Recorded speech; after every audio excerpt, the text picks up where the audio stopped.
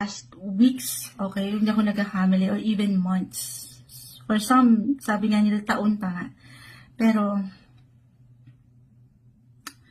may pagka-low-key ng energy, guys. Pagdating, the sword. Kaya parang tumatakbo lang sa isipan nyo. Doon pa lang sa pag-iisip nyo, parang nakakapagod na. Alam mo yun? It's more on, dito sa inyong mga subconscious approach, pagdating sa emotions. Si Pisces kasi is in the 12th house of emotions. Na sobrang mag-a-apply dito, the Fool, the Nine of Pentacles, the Magician, reverse, the Empress reverse. So parang hindi ganun ka ready yung ilang bagay-bagay. Dahil lalo pa kung mag-apply na parang